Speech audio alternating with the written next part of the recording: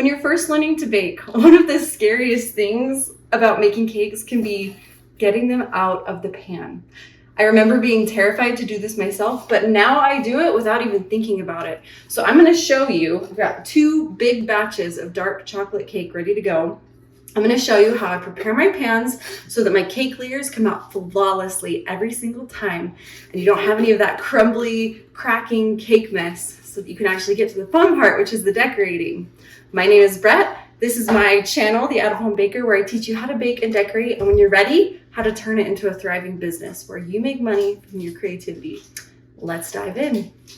Okay, so when you're baking a cake, it really does start with the type of pan you're using. These are light colored pans. All pans are slightly different depending on what material they're made of and whether they're light or dark, so you want to choose good pans. You can use whatever you have on hand. That's totally fine. When I was growing up, the only pans we had were more like pie pans with those slanted edges.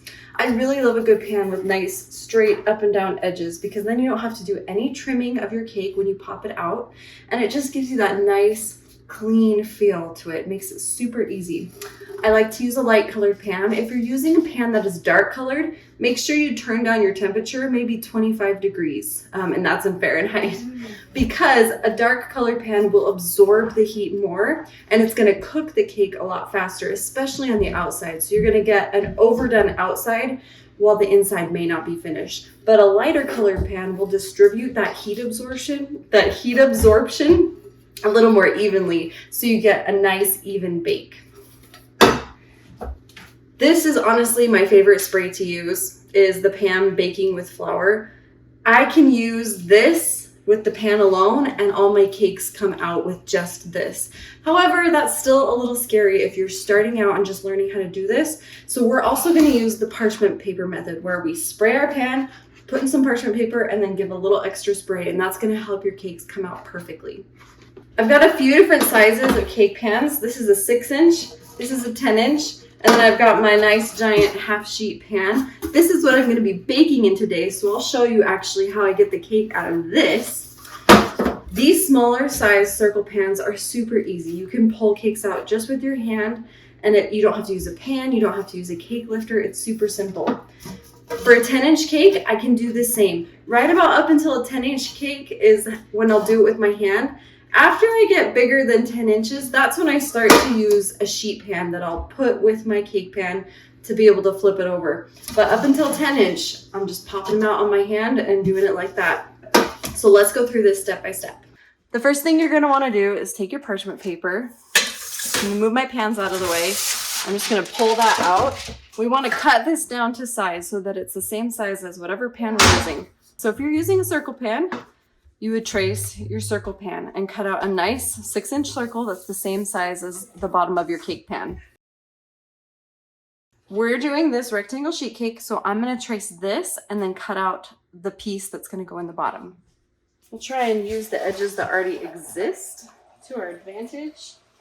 Then we'll just lightly trace with a pencil.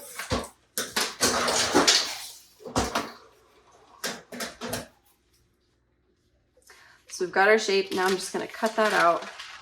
It's okay if it's not perfect. Like, don't even worry about making all your lines perfectly straight or anything. Just going to roughly cut that out. And again, if you were doing a circle pan, you would cut out exactly the right shape of your circle pan and just put it in the bottom of these. Now, before we slide this into the bottom of our cake pan, we're going to want to spray it.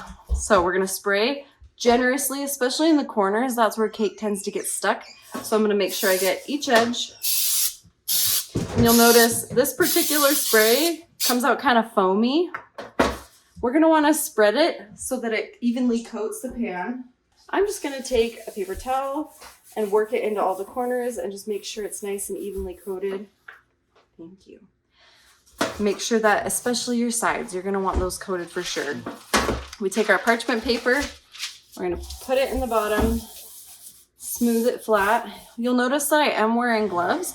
I always wear gloves when I'm working on an order that's going to go to a customer. So it's not for family, it's not for friends. Somebody's actually purchasing this, and so I've got my gloves on. And then we're gonna actually spray over the top of the parchment paper so that the parchment paper doesn't stick to our cake. If you can hear some scraping sounds, that's my little boy grabbing a snack real quick. And then same thing, I'm just gonna give it a quick rub down. And there you go. When I worked in a commercial bakery, we would actually do this for all our pans that we were gonna use, all 50 of them, to make a batch of brownies or cake. We would paper spray them like the day before and have them sitting on a rack ready to go. This is some work that you can do in advance if you have a lot of them to do, or if you just wanna eliminate a little bit of the busy work on that day. Gotta get that snack. So that is how you prepare your pan. Now we're gonna pour the batter in. We're gonna fill it about 3/4 of the way full. And I do that with all my pans, about 3/4 of the way full, because you're gonna need some headspace for that cake to rise. If your cake ever spills over, which happens sometimes, it just does, that's okay. We can still cut off the excess and still pop it out of the pan just fine. It's a little more forgiving than you might think. So I've got my dark chocolate cake batter now. We're just gonna pour that in. I'm gonna pour it all in.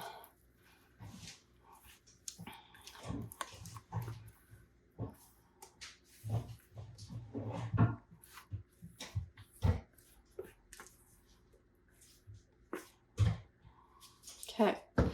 Now I'm gonna spread it out. I like to do this because when you pour it, the batter, it is kind of like, it's not a dough, but there are parts of it that kind of work like a dough where it gets a little bit ripply.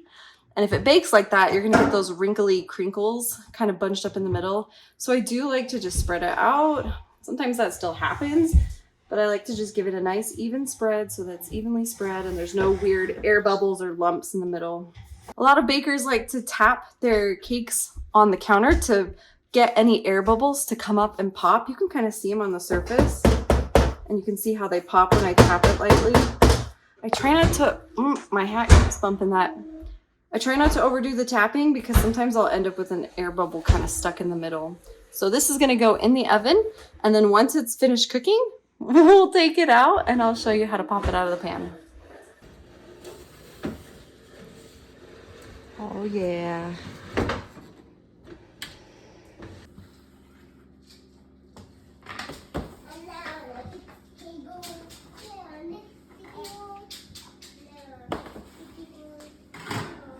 All right, the cakes have been cooling for almost a good 5-6 hours, which is way more than they needed, but it's completely cooled down so you can handle it. And you also want that gluten structure. When it's warm and it's moist, it's still very malleable and it can still break really easily. But once it cools down, it really sets. And that's when it's good to take your cake out of the pan because you'll be able to have a little bit better of a handle on it. So it's nice and cool. And then I've got some parchment paper that I'm gonna be able to put on top of the cake so that when I flip it onto the pan, it won't stick to the pan, but I'll have something between it so that I can move it around as needed.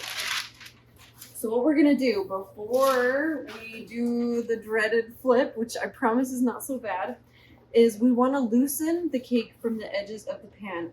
It's kind of dark now. It's nighttime at my house, so it's not the best light, but hopefully you can see. So I'm just going to take my butter knife and I'm going to run it along the edge of the cake, being very careful not to cut into the cake. You're just going to slide it around the edge and just loosen the cake from the edges. Any parts that might kind of have stuck, but you can see that they're actually pretty loose already. It didn't stick too much to the side of the pan, which is great because that means our pan baking spray worked. Then once again, before we flip it, we're gonna loosen the whole bottom of the cake by just lifting it at a slight angle, and you're gonna tap it on the counter. You can see, you should be able to see the cake move and just wiggle a little bit. And I'm going to do that on every side just to help release the cake from its hold on the pan. You should be able to kind of feel it, that it's moving, that it's loose, that it'll be able to come off of this pan. And the same process would hold for any kind of pan that you're doing, a circle pan, a small one, big one. Because this is so big, I can't just take it out with my hand. So what we're gonna do is flip it onto our sheet pan.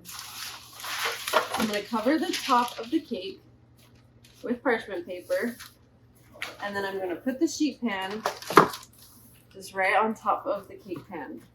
You'll definitely want a pan that is bigger than your cake pan. Otherwise, it's not gonna fall into that sheet pan nice and even. You don't want anything hanging off the side, so make sure you have a bigger sheet pan than your cake pan. Then I'm gonna put a hand underneath and a hand on top, and I'm gonna flip it, and I'm gonna give it a nice kind of pressured swing down so that the cake will fall out and onto the sheet pan. And not fall out, but it'll come out and rest on the sheet pan. So here we go. And then give it some taps. Make sure. And here we are. You can see that the parchment paper is right here. You just peel it right off. Look at that. Gorgeous sheet cake ready to go. I'm going to do this to the other one that I baked. But then what I'll do is I'm going to cover this up, put it in the freezer, and I'll be able to frost it real easily, do a crumb coat with that. And there we have it. Voila. Perfect, nice sheet cake. Did this video help you out? Make you less scared of flipping cakes out of their pans? Give it a like and definitely subscribe so that you can get all the tutorials and tips and tricks and help as you're learning how to bake, decorate, and as you're learning how to build your own baking business.